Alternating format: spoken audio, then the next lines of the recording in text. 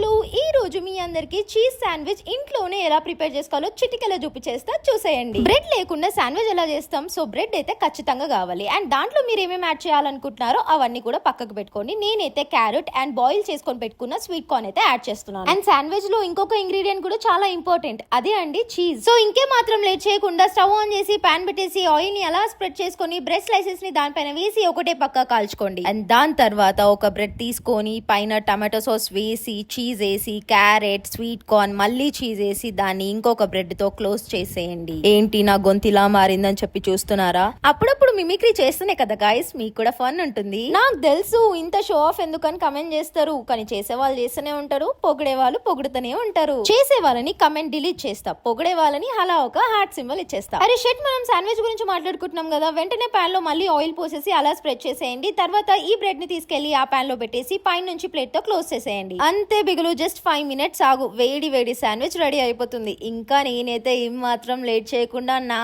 Sandwich ని కుమ్మేసాను. అబ్బబ్బబ్బబ్బా, ఏమన్నా టేస్ట్ ఉండేనా? ఖచ్చితంగా మీరు కూడా మీ ఇంట్లో ట్రై చేయండి. అండ్ మీ డాడీకి మమ్మీకి అక్కకి చెల్లకి అందరికి పెట్టేసేయండి, దిల్ ఖుష్ అయిపోతారు. నేనైతే ఈ రోజు నా శాండ్విచ్ తినుకుంటూనే బతికేస్తా గైస్. బాయ్ బిగులు, నెక్స్ట్ వీడియోలో కలుసుకుందాం.